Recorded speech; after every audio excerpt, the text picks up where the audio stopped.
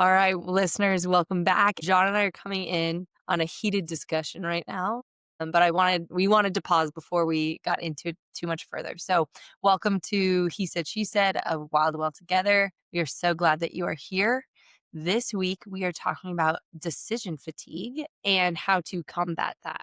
So, getting into that, decision fatigue hits men in different ways. It hits women, but ultimately, what happens is it allows us to feel fuzzy inside, depleted, exhausted, burnt out, overwhelmed for many of the different reasons. We'll talk about some of the neuroscience behind it, as well as also ways that, again, that we can mitigate it or alleviate it. We don't want to just talk theoretical. We also want to give practical tools that are working in our own lives or things that we want to try. So decision fatigue to come, but back to the this or that. I had asked John this right before we got on, and his answer, your answer, John, was a surprise to me. So, the this or that. Merry Christmas, by the way, to everyone listening. La la la la, Merry Christmas. La la la la. Here comes family discussion at the dinner table. Do you put your head down and scoop food faster, or do you partake in the debate? That's right. Would you prefer homemade, beautiful cookies, treats, fudge, whatnot? Or are you give me that C's or that boxed chocolate, something delicious of that sort? John, where are you at? Okay, so I just want to start by saying that I am a sucker for C's candies, nuts, and shoes. Okay. And for the last decade, I've received a 3-pound box of C's candy. I'm not proud to say how fast that 3-pound box can be depleted. It's not, this isn't a data point that I'm comfortable sharing. And I've shared a lot here, but it can go quickly. All right. And I don't discriminate. I love them all. I love them all. That said, I am slightly the underdog here, which is surprising to call it an underdog. I'm coming out on top with the homemade Christmas cookies. There needs to be variety. It needs to be 3 or 4. Chocolate chip cookies are an evergreen cookie. I don't consider that a Christmas cookie. We're talking ginger snaps. We're talking sugar cookies. We're talking snowflakes. I'm in on those. Okay. It shouldn't have been a debate, but it is. That's how good C's candy is in my mind. How about you? Wow. Okay. For listeners, John and I have known each other. This is so authentic right now because I'm shocked right now. I know. John and I have known each other since kindergarten.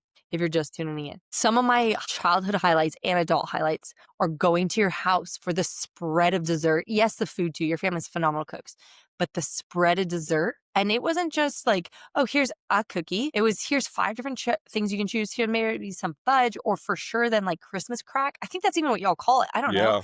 Yeah. That so like Nick and I live for that stuff. Okay. So for how you described C's candy, again, this is not a knock on C's. Cheers to boxed candy. It exists for a reason. Mhm. I am We so into Christmas holiday homemade treats that you can put anything against it. So to hear you say like, oh yeah, there's some stake in the game for boxed candy, I am shocked right now. Yeah, this feels like one of those picks on College Game Day where they do the build up and then they pick the expected option, and I realize that, but I'm just saying C's is that good in my mind. And you're very familiar with our Christmas cookie routine. We put you to work on this. Yes. My brother's been to work. My sister's been to work. You have iced a cookie or two in the Chambers household, haven't you? Yeah, you know how you talk about for sure, I have to answer that question directly. You know how you talk about, like, not divulging how many C's candies you can eat in one bite or in Mhm. one setting? That's how I feel about the Chambers household of cookies, of, like, "What do you mean I get 5 options? Do I pick 1? The plate that I have holds 6. Can I have all 6 in one bite?" Last question, who Mhm. knows you so well and loves you so well that you get a 3-pounder of C's candy? My employer. They know where I live. How about that? Okay, benefits of working where you do, C's candy. Yeah. No, it is a classy move. It's a classy move. Clearly, Other can't wait for this to arrive, and let me just say, if it hasn't arrived yet, I hope whoever's in HR that designates that continues to for your sake with your relationship with your employer, because there's gonna be deep-seated grief if this does not show up. Yeah, look, I'm thankful Miriam has not thought to document my progress on the 3-pound C's box. I'm not sharing this episode with her. I don't want to it's incriminating if she does. I love this. Also, if your family listens, Team Chambers, please know I'm there for you. I love your cookies and all your baking, so if your son doesn't, I still do, don't worry. Listen, the results are in. Let me be very clear. The Just results are in. Homemade wins out. I'm just saying it was it is a real debate to be had. It was not a given because I feel so strongly about C's, but you can't beat it. You can't beat the home assortment of Christmas cookies. can't be beat. And also, I feel like I know you better because of this conversation right here. So Yeah. I'll take Please it. don't I did send me a not. please don't consider this a gift and this is not for my well-being, okay? So take it. If you're gonna send me something, don't let it be C's candy because this is it's my kryptonite. Okay. I won't send it to you. However, I know you better because of it. So I'll take that. All right. Then getting into decision fatigue. Obviously, we just went through an A and a B choice. Often, though, decisions feel like an A, B, C, D, all the way QP, wherever down the road. And so, thinking through some of that as we continue through the season, we'll open some presents or we'll choose, do we go to mom and dad's house? Do we go to in laws? These choices probably have already been had, but if not, what outfit do I wear? Even in just five of those things right there, I'm already exhausted before I even show up. And so I want to acknowledge that decision fatigue happens for all of us. It is something that exists, it's a universal experience, and saying it is a very real thing and it affects our brain in many ways. So, coming to a place of acknowledging it's part of being human. How do I mitigate some, offload some, and also recognize which ones hold more weight for us? John, go into like your idea of coins or how you discuss that because when you brought that up to me in the prep, Yeah. I was like, genius, that's really relatable and very clear to me. Yeah, I will, and I just wanna build on it. I think decision fatigue this time of year is even more real, as if the daily routine didn't have this effect on us occasionally. Now you're thinking about, "What gift do I get who? What do I spend? What are we eating? Where are we gonna be?" The decisions stack up and stack up and stack up, and gift giving, this the discussion of love languages. I have people in my that are incredible gift givers, and it comes easily to them. It's the thing that I didn't know that I wanted, but I do once I receive it. I'm not one of those people. Maybe it's a youngest sibling thing, but this time of year in particular, decision fatigue can be really real. So Yeah. I think of decisions or decision fatigue as like there's a number of tokens that we get maybe in a day or in a week, and some decisions take one token and some decisions take 10. And then there's some of those really, really big ones that take 50 or more. I thought I could share with you. I was almost surprised to see your thoughts on this prompt is like what men carry because I want to acknowledge and be very clear that my wife's mental burden as it relates to the household, I think is way more than mine. And maybe it's that I require more tokens to make the same decision for the household than she needs. Shout out to Miriam. She carries an incredible amount of mental load. I think you're right though that the types of decisions and the things that weigh on men's or fathers or husbands' mind are different and they're quiet. That's not broadly talked about. It's not something that we generally like to talk about because there is an inclination towards being being steady or being the protector, having it figured out, when the reality is that there's an internal debate going on and decisions to be made for the appearance of having it figured out. Let me add in what's happening to our brain and then we'll come out with the solutions or like potential options because I do want to address listen to the if this is resonating with you, listen to the Monday version because on Mondays Jen and I get into the female side of this and how it Yeah. affects females because we do thank you for the shout out to Miriam and I'm going to own that too. Like we as women hold a ton of weight in many facets, and we do a really good job. I'm just gonna call it what it is. And Yeah. also we can become overburdened and burnt out as well. And there Mhm. are tools, and these tools that we're gonna share today are practical and useful for women as well. I think often we don't discuss those silent things for men. And that's why you and I signed up for this on Wednesdays saying, hey, let's address some of the things that are either specific to men or that because men are silent or because of social conditioning or because of internal expectations, men have not been taught to cope or even address, hey, I may feel burdened and it's showing up in this way. So I'm going to throw out some ways that may indicate someone is feeling burnt out or having decision fatigue. Shorter fuse, lower patience, that might be like irritable over small things. If I've just filtered through 15 different things on one task at work or in the household, and then my child or my spouse or whoever comes in and says, hey, can you go grab me a glass of water? Why the junk did dad just throw a cup across the room when I asked a simple thing of water? Right? Like, that's a very obviously, I'm not mad about the water. as the dad or as the person, it's not actually the water. It's that I've just been asked my 16th task in a span of 5 minutes or in a span of a day. And that one just felt like too much to handle. And my brain didn't know what to do. So, shorter fuse, we see that come out in anger with men often. Then the next one would be shutdown mode. This idea of instead of verbalizing overwhelm, many men shut down. They retreat to the basement or the garage. They get quiet, doom scrolling, or this idea of like turning sport or video game into a mental release. And we see that. And that's all these things are not bad in this house. Going to the garage is awesome. Getting quiet, that's important to have that retreat. Doom scrolling, like scrolling on our phone or checking out things, not a bad thing. However, the consistency and the reason for escapism, I think men fall into this a lot of this escapism. So thinking like, okay, if I'm shutting down, maybe I need to go take a nap. Maybe I need to get outside and Yep. get fresh air. And we'll get into those details. And I know you have some life hacks too, but that might be another one. If I'm shutting down, maybe I'm just on overdrive of having to make a 45th freaking decision. And so that's another one, defaulting to the simplest choice. Often men will say, yeah, that's fine. Or I don't care, whatever you decide. And that's saying like, oh, I don't have the capacity to hold that space for you because I'm actually not able to hold that space for me. So just pick one. Literally just pick one. Or we avoid planning because it's too exhausting, or we delay decisions because it requires too many emotional, laborious things or labor there. And then increased risk taking. Sometimes men with fatigue will then just do impulse buying, like risky purchases, overworking, avoidant coping, just some of this risk taking that actually isn't helpful, but it lets us feel alive and for men to not have to hold that mental weight. So that applies into the brain, prefrontal cortex, all of that. But I want to leave us there for a minute.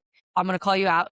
Do any of those resonate with you between, let's go through it, shorter fuse, lower patience, shutdown mode, defaulting the simplest choice, over reliance on routine, or increased risk taking? Absolutely. Irritability for sure, or shortened fuse. Autopilot or numb mode, definitely. That's happened. Procrastination as well. It's on autopilot, but it's just don't move on any of it. Yep.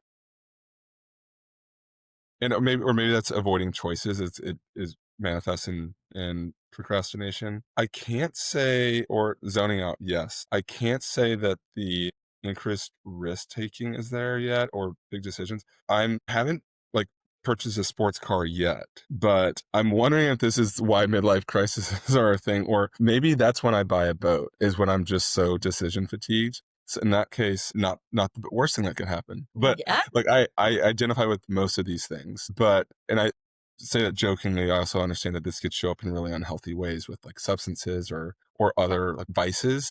That Mm. anything could be treated as a vice if it's the way in which it's engaged with. So yeah, I think all those are real, and I think that one of the challenges is that you, regardless of what the decisions you have to make at work, you have to come home and make decisions. Regardless of the decisions you have to make at home, you have to come to work and make decisions. So the two aren't. It's not like the two are working together to make your life easier. They can stack on top of each other. Sometimes one is easier, one is harder. But the point is that across the various aspects of your life in a given day, there's a lot of decisions to be made, Yeah. and makes us can lead to these burnout, these symptoms of burnout. I'm curious for you how decision fatigue shows Yeah. up. With you sharing addiction or substance use and some of those things, that's not my story. Mine would lean more towards anger. Mine would lead towards more short fuse. And what's coming up is as we talk about neuroscience, sometimes the prefrontal cortex, so right here, our decision making space, it's depleted. And that leads to poor impulse control, less patience, reduced empathy, and difficulty to address the nuances of emotions. Mm, So, what I mean by that is if something's not so clear, then I don't want to handle it because that takes too much brain power, right? It takes 10 tokens instead of one. And so I find myself, although I'm a highly empathetic person, I've in the skills of training, when I am burnt out or when I have decision fatigue, when I've had to make 15 different things in a matter of 5 minutes to decide for the kids or to decide for myself or whatever it may be, I cannot get into a deep conversation, I've come to realize, at the analytical space that I want to. And so something that I'm changing in from being to becoming is working out with like weights 3 times a week to get my brain just working differently. And I'm choosing to do it at lunch. And the reason I'm choosing to do it at lunch is because I need a break in my day to just say, I'm going to go do, I'm going to go play, I'm going to go be. And it's not like I'm going to be jacked. Maybe 6 months from now I'll be jacked. I don't know. But the reason for it is I want to live a healthier life where I, by 2 p.m., am not cracking up my Coca Cola because I do. I love a good Coca-Cola, but Yeah. I'm not doing that at 2 PM because I'm so exhausted already. I'm now changing some of my behaviors to say, "Hey, I'm exhausted at noon because I've made so many decisions. I've held so much space for other people. I need a midday break." For other people, it might mean I need to wake up at 5 AM and do that, or I need to go at 5 PM after work and have that reset. That way my evening can be that transition into healthy. So I Yeah. don't Please hear me say that. I'm on that becoming journey as of last week. I said, I want to start this now for 2026, then heading into it to say I need 3 times a week to go Tuesday, Wednesday, Thursdays to the gym, a group fitness class that's going to say, hey, reset, allow your brain to not think of anything but literally what the direction of the coach is saying. Yeah. That is okay. So you asked me to think of some practical ways. I think you named two right there that jumped out to me. Okay. The first is it relates to exercise, doing a class. The last thing that I want to do when I go to the gym after a day of making decisions is decide what I'm doing that day. Yeah. I don't want to make it. If given the choice to do 5 sets or four, I'm probably going to do four. If given the choice to do burpees or curls, I'm doing curls. 10 So out of 10 times. yeah. Yeah. So you're doing a class where you don't set the agenda. It's not your own regimen. And look, hats off to the people out there that are writing their own routine or that maybe this is their passion. I much prefer to be told what to do. I'm used to putting it on the board as a college athlete. I just do what's on the board Yep. and just muscle through it so that there's very little mental work for me when the intent is to move my body. So I think that's one really good hack as it relates to exercise. The other part of the exercise piece, and it's related to one of the things that I was going to bring forward, is moving decisions to times in the day when you have fewer decisions to make. So, for Mm. instance, if you were to move in your routine as it currently sits, if you were to move your exercise, that time to exercise at the end of the day when perhaps the kids are home, when dinner time is looming, when more people are in the house, or you're trying to figure out how to get home, or what everyone's going to be doing that evening, given the choice of am I going to exercise or not, the or No. not's going to win out a lot, right? For the last 5 years, in fact. Yeah. So Yeah. that is one of the things that I found to be helpful. Oh, Some other practical things related to that would be, and we talked a little bit about this in life hacks, is in the spirit of moving decisions to times in the day where we have fewer to make, is what am I wearing to work the next day? If I'm working at home, not a big deal. If it's a weekend, whatever. It's not a decision that weighs on my mind. The next morning, when you have all these other decisions to make, um, not a great time to be deciding what you want to be wearing. Kids' clothes too, to that point, and then lunch is packed. Again, we talked about this in life hacks, but looking at it through a different lens, which is if I'm deciding whether it's string cheese or baby bell in the morning with all the things to do, this is not a good use of my time or energy. So just do it the night before. Mm. what about your Is it coffee? We've talked about this. Are you always a pour over in the morning, or does it depend on the day of and how you're feeling? good question? I'd say, yeah, it's a pour over first because it's a higher volume and I just need more of it. And Yep. then I make the other kind, an AeroPress later in the day. Okay. But you have Yeah. that Look routine at me with my pinky up twice a day, Becca. No, but hey, you're classy. We don't even say bougie, you're classy. What I would say in that is that's important too. Even some of those things that fulfill our needs Yeah. that we enjoy to also have a routine that's healthy and not an over routine like we talked about earlier, but a routine that says, okay, great. I know when I wake up in the morning, I am going to have my pour over. And in the afternoon when I need it, I know that I'm going to have another coffee. And having that set though, so that way my brain doesn't have to think when I wake up and I'm exhausted, I need a bigger cup of coffee. Which one am I Yeah. doing? Which one am I doing? So that's just, even in that is yes, to serve others well, but then also to fulfill our own needs of when do we automate That's that? good distinction. The nuance in routine is how does it take decision-making fatigue out of my life or alleviate the need to make decisions as opposed to I need to do this, and if it's disrupted, things are going wrong in a bad direction. Another thing that happens is called executive function. That's how we operate within the world. There's a drop in that. So, like working memory drains, we have a harder time switching tasks, coming between one thing or not. And Yeah. then the inability to prioritize increases. So, we have or the ability, I'll speak in the positive, the ability to prioritize decreases. And so those three things alone, it makes sense why when you're packing lunches, like I don't actually care about cheese in this moment when I have kids screaming, needing food. And then I'm like watching my clock time and time again to say, am I going to get out the door? Am I right? Like Yeah. cheese drops down significantly in prioritizing. So of course then I'm going to be exhausted before I even get to the car. And that doesn't even include strapping three kids in, which kid gets in first, how do I do it? All those things weigh so much. And so then simple tasks feel monumental and Yep. that's exhausting. So those were the things that were coming up for me. And it transitions then to either overreacting or feeling attacked by neutral questions, right? So let's say you're taking care of all three plus your stuff in the morning. And then Miriam's like, hey, what time did you say you're going to get off work today? That is a neutral question. Yes. However, because you're holding space for your three kids right now and everything else in your brain, automatically shame comes into it. Lots of, No, well, I got to get off at what time, right? So many things start to bubble up in our brain that she's like, hey, baby, I just wanted to know so that way I could plan my day. Right? Like, simple that's like, question, simple answer would do. Thank you. yes, like, give a number, give three numbers, 5:15, 5 o'clock, like whatever.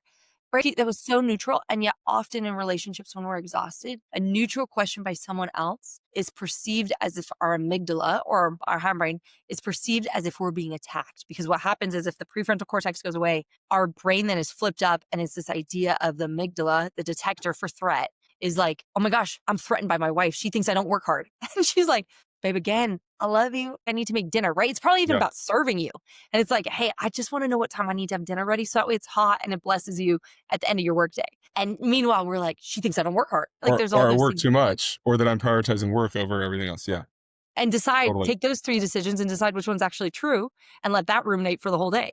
Right. Like that Yes. plays in prime example. So what are a few more hacks that you have for us? Yeah, I think an acknowledgement, and this is maybe couple specific, if I'm pushing this button too hard or have the relationship advice button too handy, my apologies. But understanding that not every decision needs to be made by committee. And for this to be true, to surrender control of the decisions you don't make. So I'm gonna give you an Mm. example. Plan my daughter's birthday party. She's experiencing decision fatigue. She's like, I've looked into a million things. I don't know what to do. I don't know what she's gonna like. One week it's about wizardry. Next week it's about ballerinas. So I'm like, all right, hold my beer. I booked the trampoline park. It was a higher stimulus situation than a Las Vegas club. It was absolute chaos. Miriam handled the invitations. In this scenario, I don't weigh in on the invitations. Okay, I don't get to comment on the font or the formatting, and Miriam doesn't comment on the execution. And it was great. It turned out great. Everyone had a blast. My daughter felt celebrated. It was great. So the takeaway is be clear as to who owns the decision, and then go with it and Oh, communicate that expectation. go with it. I think that's And huge too. both agree to the expectation after it's communicated. So Yeah. and go with it. So that is important. And I remember this. You have put this in practice because I remember this when we were planning our wedding. We were talking with you and Nick, and I remember you said, and this was 8 years ago. You said that you guys learned the power of saying, I don't care, but I don't have a strong opinion about this, and I welcome you to like, if you do, I trust the way you want to go. So the two they're related, they're slightly different. One is when you don't have as strong, as you're not as passionate about a given decision to make. The other is a decision has to be made, and being clear as to who is making that decision. But in the second instance of allowing the person to make the decision, what is not helpful is saying I don't care or acting like the decision doesn't hold value for you if it's important for your partner. Mm. I think it's important because it just puts more of it back onto them, and they feel resentful of needing to make a decision that they deem important for us, but the other person says doesn't matter to me. It was a game So changer when it was taught to us, for sure. It was a game changer for us of Nick is like, he doesn't actually care about napkins. Let's talk about yeah, that. However, how I received it in our wedding was that he didn't care about the wedding, which means he yep, doesn't care about the marriage, right? Which means he doesn't care about me. And again, that's my decision fatigue of I've just gone through 15 different things that I need to plan for the wedding. So I turned to him and look to an answer for one, and he's like, I don't care. And I'm like, why am I even getting married? He doesn't care, yeah. right? And that's my own burden to carry and like my own things to work through. But when someone told us if you don't have a strong opinion, say it. Or I don't have a strong preference. Like that's so helpful of he's like, "No, of course he's about the wedding. Of course he's about me." He said that. I trust him. Yeah. However, he does not have a strong preference whether it's blue, green, pink, napkins folded in a heart or folded, properly, like whatever it is. And Yep. so I hear you in that. It has radically changed our marriage. Across the board, we use that often. That's great. You were dropping knowledge 8 years ago and you are today still. Hey, I'm learning from other people. I just pass it through as I'm learning. Yeah, And good. so, yeah.